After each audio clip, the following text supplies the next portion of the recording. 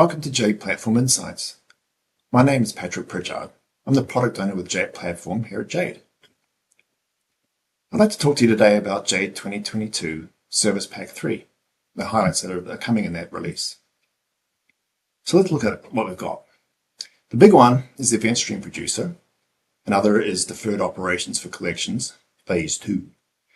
We've got a bunch of REST client enhancements and REST services dynamic parsing. And lastly, we have several enhanced UI automation support features.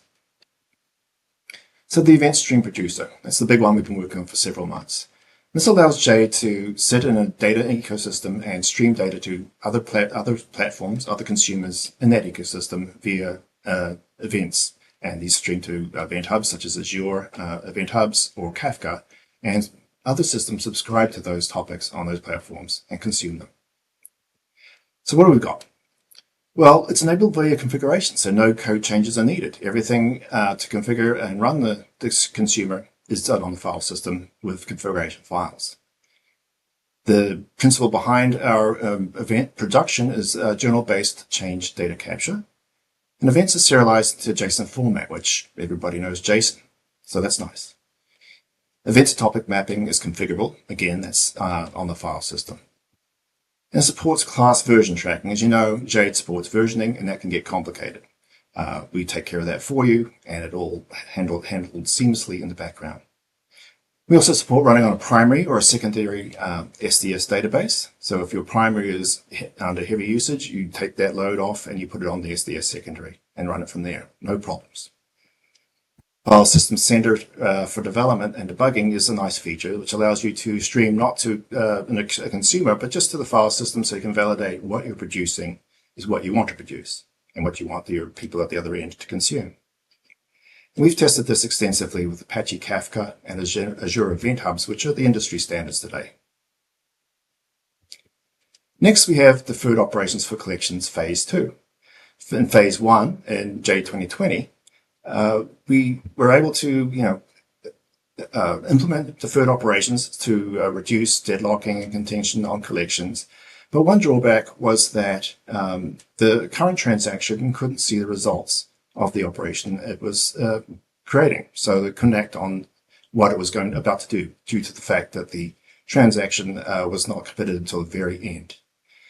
In Phase 2, we now have enabled the ability for the current transaction to see the the effects of its updates to collections in the current transaction, so that any downstream processing in that same transaction can see those changes and act accordingly, and your data is clean and right. Deferred operations, or updates, I should say, are visible to the root schema collection, query, and update methods, and the root schema iterator methods.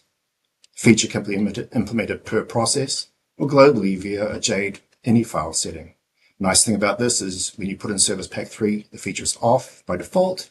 Everything will work as it does with your prior release. You need to actively opt in to enable this functionality. But we know you're going to like it. Next is REST client improvements. We've made a series of enhancements over time as customers have come to us with features they want implemented to support the Open API spec that we had not previously implemented. So we have a number of these. The first one is we can now deserialize read-only properties in an Open API spec. We were able to interpret the spec, but we didn't actually create the properties. Now that we do. Another Open API spec story is the support for additional properties. Again, sometimes a spec has properties in it that aren't clearly defined in the spec, but you still need to ingest and create properties for those in Jade. We now support that. We also likewise, we support all of and property definitions. This helps, is important for instance, with polymorphism. It's valid in an Open API spec, and Jade supports that now. Related to that is OAuth 2. We support the client credentials get access token workflow. Basically, this is server-to-server authentication. It's basically an industry standard, and we've got it supported under the covers. A smaller enhancement is support for an HTTP patch request. This allows users to make updates to a group, for instance, via the patch verb in an HTTP string. This previously wasn't possible. It's now been enabled so that this can be undertaken. Another one is the OpenAPI endpoint segment, which can be defined at runtime. Sometimes a spec has no server defined in it, or it has more than one. This can be overridden within the Jade method. Nice feature that's new in this release is REST services dynamic parsing. This allows Jade to consume a JSON or input from an OpenAPI spec and deserialize objects that are not defined in the matching Jade class into Jade dynamic objects.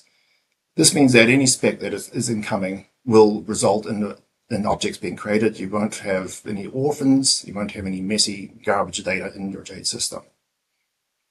Implementation, we've also implemented, I'll say that again. We've implemented the nloman JSON parser to enable this. It's a fast, efficient parser, and it works really nicely in our system. And Jade can now ingest JSON without a matching Jade class, as I mentioned before. Nice and clean.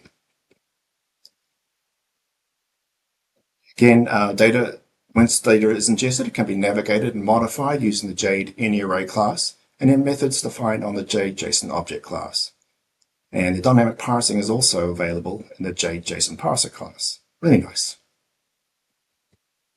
Now, lastly, we implemented a series of enhancements to support UI automation. A lot of our customers are now using products that, such as Blue Prism or Kofax, to automate GUI testing or to automate just processes via the GUI. And to do this, we had to support two frameworks, Microsoft frameworks, the MSAA standard and the UIA framework.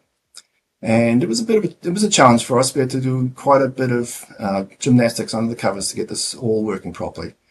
But now our UI automation implementation supports list boxes, spin boxes, tables, folders, menu bars, menu items, scroll bars, and scroll bar controls.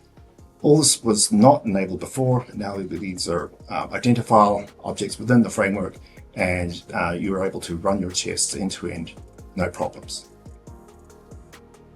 Well, that's it for the highlights. Thank you for sharing your time with me, and we look forward to your uptake and feedback on this release. Thank you.